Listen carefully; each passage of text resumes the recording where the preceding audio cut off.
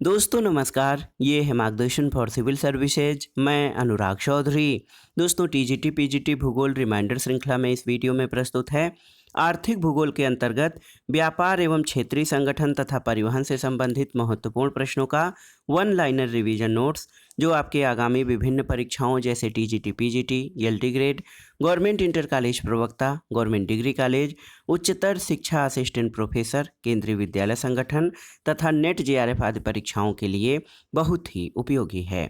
तो आइए शुरू करते हैं आर्थिक भूगोल से संबंधित महत्वपूर्ण प्रश्नों का वन लाइनर रिवीजन नोट्स। पहला प्रश्न है दोस्तों, विश्व आर्थिक फोरम ने 4 संकेतकों के आधार पर वैश्विक लिंग अंतर रिपोर्ट यानी GGGR 2022 तैयार किया है। किसमें भारत का प्रदर्शन सबसे खराब है? तो आप जान लीजिए, स्वास्थ्य और उत्तरजीविता में भारत की रैंकिंग 146 है, जो कि सबसे खराब है।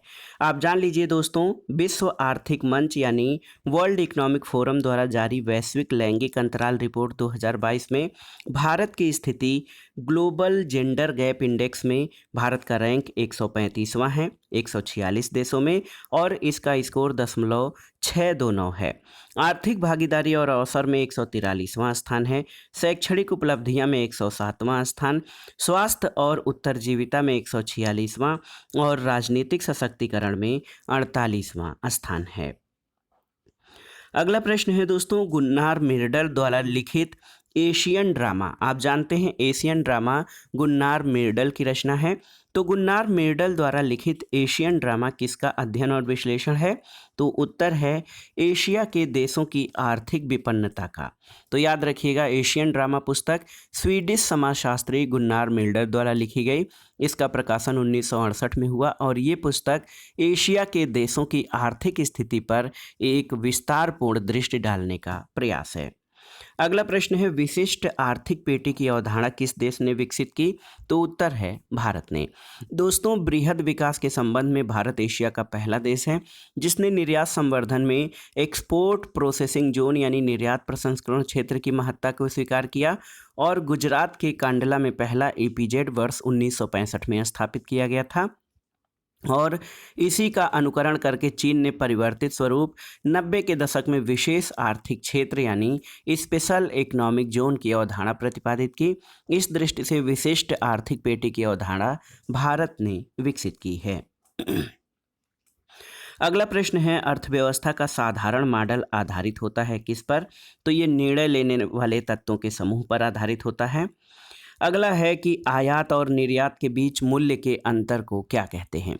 बहुत ही महत्वपूर्ण प्रश्न है। आयात यानी इंपोर्ट और एक्सपोर्ट के बीच मूल्यों के अंतर को क्या कहा जाता है? तो उत्तर है आयात और निर्यात के बीच मूल्यों के अंतर को व्यापार संतुलन कहते हैं। इसके अलावा जब निर्यातों का मूल्य आयातों के मूल्य से अधिक होता है तो इस स्थिति को अनुकूल व्यापार संतुलन कहा जाता है, लेकिन जब आयात का मूल्य निर्यात के मूल्य से अधिक होता है तो प्रतिकूल व्यापार संतुलन कहते हैं। अगला प्रश्न सही सुमेलन है। तो देखिए, एशियाई देश जो हैं वो कृषि प्रधान हैं, यूरोपियन निर्माण उद्योग प्रधान है, अमेरिकन उद्योग तकनीक और वाणिज्यिक कृषि प्रधान, और अफ्रीकी देश जो हैं वो अल्प विकसित की श्रेणी में आते हैं। अगला प्रश्न है दोस्तों, दक्षिण कोरिया, इंडोनेशिया, थाईलैंड और वियतनाम में से कौन आसियान का सदस्य नहीं है? तो आप जान लीजिए, आसियान का जो सदस्य है वो दक्षिण कोरिया नहीं है। 8 अगस्त 1967 को थाईलैंड की राजधानी बैंकॉक में दक्षिण पूर्व राष्ट्रों के संगठन आसियान की स्थापना हुई थी। आसियान के 10 सदस्य देश हैं, Indonesia, Thailand, Brunei, Laos, Singapore, Vietnam, Malaysia, Philippines, Myanmar और कंबोडिया। तो याद रखिएगा, दक्षिण कोरिया जो है आसियान का सदस्य देश नहीं है। अगला प्रश्न है, 1967 में आसियान की स्थापना किस देश में हुई थी? तो 1967 में थाईलैंड में आसियान की स्थापना हुई थी। अगला प्रश्न है दोस्तों, फ्रांस, इटली, यूनान तथा स्विट्जरलैंड में कौन देश यूरोपीय समुदाय में शामिल नहीं है? तो ये है स्विट्जरलैंड। दोस्तों, स्विट्जरलैंड यूरोपीय संघ का सदस्य नहीं है। यूरोपीय संघ के कुल 27 देश हैं, और आप जान लीजिए यूरोपीय संघ की स्थापना मूल रूप से 6 देशों Belgium, France, Italy, Luxembourg, Netherlands और तत्कालीन पश्चिमी जर्मनी द्वारा की गई थी। मास्ट्रिच संधि के अंतर्गत 1993 में इसे वर्तमान नाम यानी यूरोपीय समुदाय के रूप में स्थापित किया गया। इसके सदस्यों में Austria, Belgium, Bulgaria, Croatia, Cyprus, चेक गणराज्य, Denmark, Estonia, Finland, France, Germany, Greece यानी यूनान, Hungary, Ireland, Italy, Latvia, Lithuania, Luxembourg, Malta, Netherlands, पुर्तगाल, Poland, Romania, Slovakia, Slovenia, Spain और स्वीडन हैं। अगला प्रश्न है, भूटान, चीन, मालदीव और नेपाल में से कौन सा देश सार्क का देश नहीं है? तो चीन जो है वो सार्क का सदस्य देश नहीं है। अगला प्रश्न है, यूरोपियन मुक्त व्यापार संघ की स्थापना कब हुई थी? बहुत ही महत्वपूर्ण प्रश्न है दोस्तों। यूरोपियन मुक्त व्यापार संघ यानी इफ्टा की स्थापना पश्चिमी यूरोपीय देशों के मध्य आर्थिक सहयोग को बढ़ाने के लिए 3 मई 1960 को की गई थी। अगला प्रश्न है, कौन से 3 देश यूरोपियन फ्री ट्रेड एसोसिएशन यानी इफ्टा के सदस्य थे जब 1960 में इसकी स्थापना की गई थी? तो ये हैं ऑस्ट्रिया, स्वीडन और नॉर्वे। अगला प्रश्न है दोस्तों, यूरोपीय संघ का प्रारंभ 1952 में किसके रूप में हुआ था? तो ये यूरोपीय कोयला और इस्पात समुदाय के रूप में यूरोपीय संघ का प्रारंभ हुआ था। अगला प्रश्न है दोस्तों, कनाडा, मैक्सिको, क्यूबा और संयुक्त राज्य अमेरिका में कौन देश नाफ्टा में शामिल नहीं है? तो आप जान लीजिए, क्यूबा जो है दोस्तों ये नाफ्टा के अंतर्गत शामिल नहीं है। अगला प्रश्न है, माल परिवहन, दूरसंचार, खुदरा व्यापार तथा प्रबंधन में से कौन सी विनिमय प्रक्रिया नहीं है? बहुत ही महत्वपूर्ण प्रश्न है आपका कि माल परिवहन, दूरसंचार, खुदरा व्यापार और प्रबंधन में से कौन सी विनिमय प्रक्रिया नहीं है? तो उत्तर है प्रबंधन। तो बहुत ही महत्वपूर्ण प्रश्न है दोस्तों। प्रबंधन जो है ये विनिमय प्रक्रिया नहीं है। और आप जान लीजिए, परिवहन, प्रबंधन, प्रतिरक्षा ये तृतीयक व्यवसाय हैं और ये जो है प्रबंधन जो है चतुर्थक व्यवसाय के अंतर्गत शामिल है। अगला प्रश्न है, ऑस्ट्रेलिया, ईरान, इराक तथा सऊदी अरब में से कौन ओपेक का संस्थापक सदस्य देश नहीं है? तो उत्तर है ऑस्ट्रेलिया। दोस्तों ऑस्ट्रेलिया जो है वो ओपेक यानी तेल निर्यातक देशों के संगठन का संस्थापक सदस्य नहीं है। आप जान लीजिए, ओपेक की स्थापना सितंबर 1960 में बगदाद, इराक में हुई थी और इसके 5 संस्थापक सदस्य थे, ईरान, इराक, कुवैत, सऊदी अरब और वेनेजुएला। वर्तमान में ओपेक के 13 सदस्य देश हैं। अगला प्रश्न, सही सुमेलन करना है विश्व के व्यापारिक प्रखंड और सदस्य देश। तो यहाँ पर देखिए, लाफ्टा में ब्राज़ील और अर्जेंटीना है। नाफ्टा में कनाडा, यूएसए और मैक्सिको हैं। साफ्टा में बांग्लादेश और भारत हैं और ईएफटीए स्वीडन और स्विट्जरलैंड इसमें शामिल हैं। दोस्तों वर्तमान में स्वीडन ईएफटीए का सदस्य देश है। लाफ्टा यानी Latin American free trade association होता है और इसका नाम लैला हो गया है, ये लाइया हो गया है, LAIA, Latin American integration association. दोस्तों व्यापार के बाद आइए देख लेते हैं, व्यापार और वाणिज्य के बाद आइए देखते हैं परिवहन से संबंधित महत्वपूर्ण प्रश्नों को। पहला प्रश्न, सुमेलन करना है बंदरगाह और स्थानों का। जिबूती अदन की खाड़ी में है, मार्सिले लायन की खाड़ी में, इंचियोन पीला सागर में स्थित है और मियामी बंदरगाह ये मैक्सिको की खाड़ी में स्थित है। तो याद रखिएगा, जिबूती अदन की खाड़ी में, मार्सिले लायन की खाड़ी में, इंचियोन पीला सागर में और मियामी मैक्सिको खाड़ी में अवस्थित है। अगला प्रश्न है दोस्तों, लेनिनग्राड पत्तन स्थित है कहाँ पर? तो लेनिनग्राड पत्तन ये रूस में स्थित है। लेनिनग्राड को अब सेंट पीटर्सबर्ग के नाम से जाना जाता है। दोस्तों ये नेवा नदी के तट पर अवस्थित है, इसे रूस की सांस्कृतिक राजधानी भी कहा जाता है। अगला प्रश्न है, डेन्यूब, राइन, वोल्गा तथा एल्ब नदियों में से कौन सी आंतरिक जलमार्ग के रूप में सबसे उपयुक्त है? तो उत्तर है राइन नदी। दोस्तों आंतरिक जलमार्ग के रूप में सबसे उपयुक्त नदी राइन है, जिसके मुहाने से लेकर 800 किलोमीटर से अधिक दूर वेजेल तक सीधा परिवहन संभव है। राइन के बाद दूसरी महत्वपूर्ण नदी जलमार्ग डेन्यूब है। डेन्यूब में राइन में ढोए जाने वाले माल का केवल 13% माल ढोया जाता है। अगला प्रश्न है दोस्तों, अमेजन, डेन्यूब, मिसिसिपी और राइन में कौन सी विश्व की सबसे व्यस्ततम नव्य नदी है? तो ये है राइन नदी। पनामा नहर मिलाती है किसे? तो याद रखिएगा, पनामा नहर दोस्तों प्रशांत महासागर और अटलांटिक महासागर को जोड़ती है। अगला प्रश्न है, जर्मनी में उत्तरी सागर और बाल्टिक सागर को कौन सी नहर जोड़ती है? तो उत्तर है कील नहर। बहुत ही महत्वपूर्ण है दोस्तों, जर्मनी में उत्तरी सागर को बाल्टिक सागर से कील नहर जोड़ती है। ये 98 किलोमीटर लंबी तथा 12 मीटर चौड़ी है।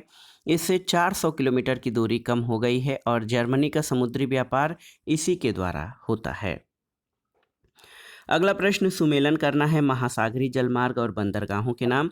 तो पनामा जलमार्ग पनामा नहर जलमार्ग पर कोलन बंदरगाह है, मलक्का जलमार्ग पर सिंगापुर बंदरगाह और प्रशांत महासागरीय जलमार्ग पर वैंकूवर जो कनाडा का बंदरगाह है और उत्तरी अटलांटिक जलमार्ग पर मैनचेस्टर अवस्थित है। तो याद रखिएगा दोस्तों, बहुत ही महत्वपूर्ण है महासागरीय जलमार्ग और बंदरगाह। तो पनामा नहर जलमार्ग पर कोलन बंदरगाह, मलक्का जलमार्ग पर सिंगापुर, प्रशांत महासागरीय जलमार्ग पर वैंकूवर और उत्तरी अटलांटिक जलमार्ग पर मैनचेस्टर बंदरगाह अवस्थित है। अगला प्रश्न है, विश्व की सबसे लंबी समुद्रगत सुरंग जोड़ती है किसको? तो होक्काइडो और होन्शु को। दोस्तों, जापान के होक्काइडो और होन्शु द्वीपों को जोड़ने वाली सबसे लंबी सुरंग है 1988 में खोली गई, जो कि लगभग 53.85 किलोमीटर लंबी है। अगला प्रश्न कथन और कारण से संबंधित है। कथन है, उत्तरी अटलांटिक मार्ग विश्व का सबसे व्यस्त महासागरीय मार्ग है। कारण है कि ये मार्ग पश्चिमी यूरोप और पूर्वी उत्तरी अमेरिका को संयुक्त करता है, जो विश्व के 2 सर्वाधिक विकसित प्रदेश हैं। तो सही उत्तर है ए और आर दोनों सही हैं और आर ए का सही स्पष्टीकरण है। दोस्तों, उत्तरी अटलांटिक मार्ग दुनिया का सबसे व्यस्त महासागरीय व्यापारिक मार्ग है। ये पश्चिमी यूरोप और उत्तरी अमेरिका को जोड़ता है, जो कि विश्व के सबसे अधिक 2 विकसित प्रदेश हैं। अगला प्रश्न है दोस्तों, परिवहन के साधनों में सबसे सस्ता परिवहन साधन कौन सा है? तो ये है जल परिवहन। जल परिवहन यातायात का सबसे सस्ता और सुगम साधन है। अगला प्रश्न कथन और कारण से संबंधित है। देखिए, बहुत ही महत्वपूर्ण कथन है। कथन है कि रूसी फेडरेशन में अच्छे बंदरगाहों का अभाव है। कारण है कि उसकी कोई भी सीमा किसी महासागर को स्पर्श नहीं करती है। तो ए सही है, लेकिन कारण आर गलत है। दोस्तों, रूसी फेडरेशन में अच्छे बंदरगाहों का अभाव है। यद्यपि इसकी सीमाएं आर्कटिक महासागर और प्रशांत महासागर के साथ साथ बाल्टिक सागर के माध्यम से अंध महासागर यानी अटलांटिक से भी जुड़ी हैं, लेकिन इसका अधिकांश महासागरीय तटीय क्षेत्र आर्कटिक वृत्त और उच्च अक्षांशों में पड़ता है, जहां पर वर्ष भर बर्फ जमी रहती है। अगला प्रश्न है, न्यूयॉर्क, पनामा, कोलन और विनिपेग में से संसार का सबसे बड़ा बंदरगाह कौन सा है? तो ये है न्यूयॉर्क। न्यूयॉर्क, सिंगापुर, रॉटरडैम और पोर्ट सईद में से विश्व का सबसे व्यस्ततम बंदरगाह कौन सा है? तो सिंगापुर विश्व का सबसे व्यस्ततम बंदरगाह है। दोस्तों, कंटेनर क्षमता 2020 के आधार पर सबसे बड़ा पोर्ट संघाई पोर्ट है। उसके बाद सिंगापुर और निंगबोंझोउ शान चीन के बंदरगाह हैं। अगला प्रश्न है, किसे विश्व का कहवा बंदरगाह या कॉफी पोर्ट के नाम से जानते हैं? तो सांटोस। दोस्तों, विश्व का कहवा बंदरगाह ये सांटोस को कहा जाता है। ये ब्राज़ील में स्थित है। विश्व में सड़क मार्गों की सर्वाधिक लंबाई वाला देश कौन सा है? तो संयुक्त राज्य अमेरिका में सड़कों की लंबाई दुनिया में सर्वाधिक है। अगला प्रश्न, सही सुमेलन करना है सागर बंदरगाह और देश। तो बेरूत बंदरगाह लेबनान में, मोंटवीडियो उरुग्वे में, लागोस नाइजीरिया में और बुसान जो है ये दक्षिण कोरिया में स्थित बंदरगाह हैं।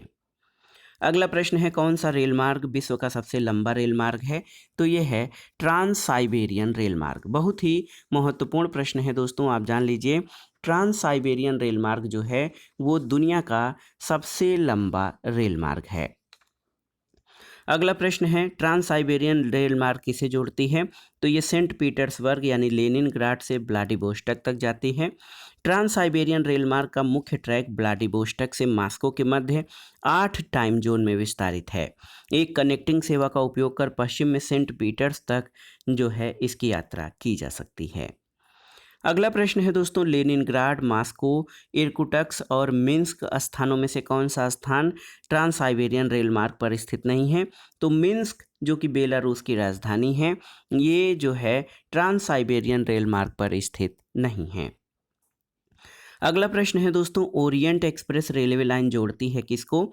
तो पेरिस इस्तांबुल, पेरिस को इस्तांबुल से जोड़ती है ओरिएंट एक्सप्रेस रेलवे लाइन। किस महाद्वीप में आंतरिक जलमार्गों का सर्वाधिक विकास हुआ है? तो याद रखिएगा, पश्चिम यूरोप में दोस्तों आंतरिक जलमार्गों का सर्वाधिक विकास हुआ है। अगला प्रश्न है, कौन सा जलमार्ग विश्व का महत्वपूर्ण सामुद्रिक जलमार्ग है? तो आप जानते भी हैं, उत्तरी अटलांटिक जलमार्ग जो है ये विश्व का महत्वपूर्ण सामुद्रिक जलमार्ग है। कौन सा महासागरीय मार्ग व्यस्ततम है? तो उत्तरी अटलांटिक जो मार्ग है ये सबसे व्यस्त समुद्री जलमार्ग है। याद रखिएगा दोस्तों, उत्तरी अटलांटिक समुद्रिक जलमार्ग संसार का सबसे व्यस्त समुद्री जलमार्ग है। ये विश्व के 2 विकसित महाद्वीपों यूरोप और उत्तरी अमेरिका के मध्य स्थित है और विश्व का 1/4 विदेशी व्यापार इसी मार्ग के द्वारा होता है। अगला प्रश्न है, संसार के सर्वाधिक व्यस्त समुद्री मार्ग पाए जाते हैं कहाँ पर? तो उत्तरी अटलांटिक महासागर में। याद रखिएगा, संसार के सर्वाधिक व्यस्त समुद्री मार्ग उत्तरी अटलांटिक महासागर में पाए जाते हैं।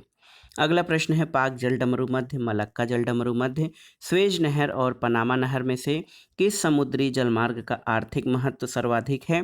तो उत्तर है स्वेज नहर का। बहुत ही महत्वपूर्ण प्रश्न है दोस्तों, आप जान लीजिए, स्वेज नहर का जो आर्थिक महत्व है वो बहुत अधिक है। अगला प्रश्न कथन और कारण से संबंधित है। कथन है, उत्तरी अटलांटिक महासागरीय जलमार्ग विश्व का सबसे महत्वपूर्ण जलमार्ग है। बिल्कुल सही है। कारण है कि उत्तरी अटलांटिक महासागरीय जलमार्ग विकसित और विकासशील राष्ट्रों के समीप लाता है। तो ये आपका गलत है दोस्तों, ए सही लेकिन आर गलत है। अगला प्रश्न है, अंतर्राष्ट्रीय व्यापार की दृष्टि से सर्वाधिक महत्वपूर्ण महासागरीय मार्ग कौन सा है? तो यूरोप और उत्तरी अमेरिका के मध्य उत्तरी अटलांटिक महासागरीय मार्ग ये दोस्तों व्यापार की दृष्टि से सबसे महत्वपूर्ण और व्यस्त महासागरीय मार्ग है। अगला प्रश्न है, कौन सी नहर प्रशांत और अटलांटिक महासागर को जोड़ती है? तो ये है पनामा नहर। दोस्तों पनामा नहर जो है ये अमेरिका में पनामा के स्थल डमरू मध्य को काटकर बनाई गई प्रमुख जहाजी नहर है। ये अटलांटिक महासागर को प्रशांत महासागर से जोड़ती है। अगला प्रश्न है, यूरोप और दक्षिण एशिया, दक्षिण अमेरिका और अफ्रीका, यूरोप और उत्तरी अमेरिका तथा ऑस्ट्रेलिया और दक्षिण एशिया में से स्वेज नहर ने किन 2 स्थलों के महाद्वीप के मध्य की दूरी को कम किया है? तो स्वेज नहर ने यूरोप और दक्षिण एशिया के मध्य की दूरी को कम किया है। दोस्तों आप जान लीजिए, इस नहर को बनाने में फ्रांसीसी इंजीनियर फर्डिनेंड दे लेसेप्स की भूमिका रही थी और स्वेज नहर मिस्र के सिनाई प्रायद्वीप में बनाई गई विश्व की सबसे बड़ी कृत्रिम नहर है। भूमध्य सागर और लाल सागर को जोड़ने वाली इस नहर को 1869 में जहाज़ों के आवागमन के लिए खोला गया था। स्वेज नहर किन सागरों को जोड़ती है? तो लाल सागर और भूमध्य सागर को। याद रखिएगा, स्वेज नहर लाल सागर और भूमध्य सागर को जोड़ती है। अगला प्रश्न है, स्वेज नहर का उत्तरतम पत्तन या उत्तरी पत्तन कौन सा है? तो सही उत्तर है, स्वेज नहर का उत्तरी पत्तन पोर्ट सईद बंदरगाह है। बहुत ही महत्वपूर्ण प्रश्न है दोस्तों। आप जान लीजिए कि स्वेज नहर का जो दक्षिणी बिंदु है, स्वेज नहर का यह नहर मिस्र के स्वेज के पोर्ट सईद के बीच स्थित है। अलेक्जेंड्रिया मिस्र और बेंगाजी लीबिया इसे आगे बाएं तट पर अवस्थित हैं। पोर्ट सईद जो है याद रखिएगा उत्तरी भाग में और पोर्ट स्वेज दक्षिणी भाग में स्थित है। अगला प्रश्न है, आसवान बांध परियोजना किस देश की परियोजना थी? तो उत्तर है मिस्र की। सू नहर किसे जोड़ती है? तो ह्यूरन और सुपीरियर झील को जोड़ती है सू नहर। सू नहर उत्तरी अमेरिका की 5 महान झीलों में से 2 झीलों ह्यूरन झील और सुपीरियर झील को जोड़ती है। इन झीलों के बीच में सेंट मेरी प्रपात है। ये बाधा हटाने के लिए इस नहर का निर्माण 1837 में किया गया था। अगला प्रश्न है दोस्तों, बोल्गा जलमार्ग बोल्गा डान नहर द्वारा कैस्पियन सागर, काला सागर, भूमध्य सागर और प्रशांत महासागर में से किस सागर से जुड़ा हुआ है? तो सही उत्तर है काला सागर से, एजोब सागर से। दोस्तों बोल्गा जलमार्ग ये बोल्गा डान नहर द्वारा काला सागर यानी एजोब सागर से जुड़ा हुआ है। अगला प्रश्न है, टॉफे के परिवहन विकास मॉडल में अवस्थाओं की संख्या कितनी है? महत्वपूर्ण प्रश्न है। आप जान लीजिए कि टॉफे के परिवहन विकास मॉडल में अवस्थाओं की संख्या 6 है। मार्मरा सागर किसे जोड़ता है? तो मार्मरा सागर एजियन सागर के साथ काला सागर को जोड़ता है। अगला प्रश्न है, किसी परिवहन तंत्र में मूलभूत परिपथों की संख्या और उस तंत्र में अधिकतम संभव परिपथों की संख्या के अनुपात में जो संयोजन सूचकांक होता है वो क्या होता है? तो इसे अल्फा कहते हैं। दोस्तों, अल्फा किसी परिवहन तंत्र में मूलभूत परिपथों की संख्या और उस तंत्र में अधिकतम संभव परिपथों की संख्या के अनुपात में संयोजन सूचकांक होता है। अगला प्रश्न है, परिवहन प्रणाली के विकास की अवस्थाओं का सही क्रम कौन सा है? तो सबसे पहले सहजीवन, फिर अभिभावी और सहायक, ये परिवहन प्रणाली के विकास की अवस्थाओं का सही क्रम है। अगला प्रश्न है, लागत, एकांतरण लागत, परिचालन लागत और सामाजिक लागत में से कौन निजी परिवहन लागत नहीं है? तो उत्तर है सामाजिक लागत। दोस्तों, सामाजिक लागत जो है ये निजी परिवहन लागत नहीं है।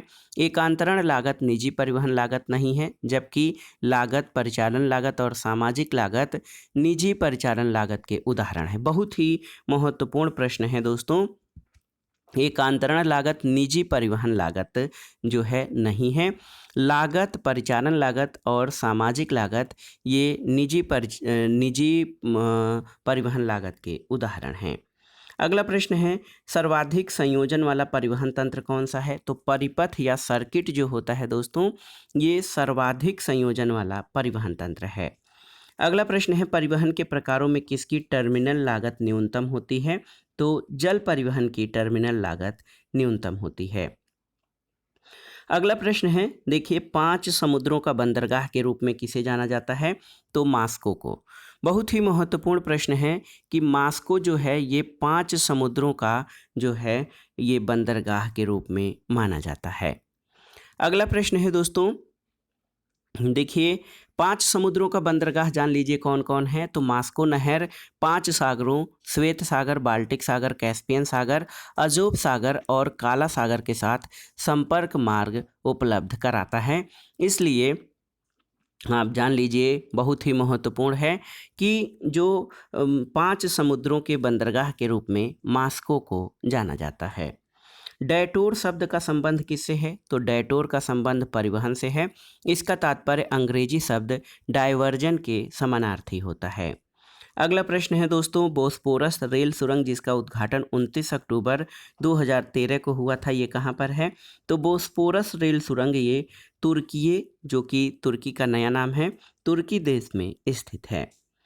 अगला प्रश्न है दोस्तों, अलेक्जेंड्रिया, स्वेज, पोर्ट सईद और बेंगाजी में से बॉम्बे से कहाँ जाने के लिए स्वेज नहर से होकर नहीं गुजरना पड़ेगा? तो स्वेज।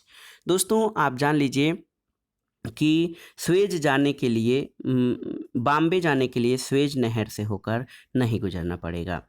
तो इसमें पूछा गया है कि अलेक्जेंड्रिया, स्वेज, पोर्ट सईद और बेंगाजी में से बॉम्बे से कहाँ जाने के लिए स्वेज नहर से होकर नहीं गुजरना पड़ेगा? तो बॉम्बे से होकर जाने के लिए दोस्तों स्वेज नहर से होकर नहीं गुजरना पड़ेगा, क्योंकि जो है बॉम्बे स्वेज नहर से पहले ही प्राप्त किया जा सकता है या पहुंचा जा सकता है। अगला प्रश्न है, परिवहन के आधार कौन से हैं? आपको बताना है। परिवहन के आधार हैं परिपूरकता, मध्यवर्ती आपूर्ति का अभाव और विनियमितता। तो परिवहन के माध्यम जो है परिवहन के आधार नहीं है। याद रखिएगा, परिवहन के आधारों में जो है परिपूरकता, मध्यवर्ती आपूर्ति का अभाव और विनियमितता शामिल हैं। तो दोस्तों, ये था आज का वीडियो टीजीटी पीजीटी भूगोल रिमाइंडर श्रृंखला के अंतर्गत विश्व के भूगोल यानी आर्थिक भूगोल में विश्व का वाणिज्य और व्यापार तथा परिवहन से संबंधित महत्वपूर्ण प्रश्नों का इम्पॉर्टेंट रिवीजन नोट्स, जो आपके आगामी विभिन्न परीक्षाओं के लिए बहुत ही उपयोगी है। आप इन प्रश्नों को तैयार कर लीजिएगा। दोस्तों, वीडियो आपको कैसा लगा हमें कमेंट बॉक्स में ज़रूर बताइएगा। वीडियो को लाइक करें, शेयर करें और इस चैनल मार्गदर्शन फॉर सिविल सर्विसेज को सब्सक्राइब करें। वीडियो देखने के लिए धन्यवाद दोस्तों। नमस्कार।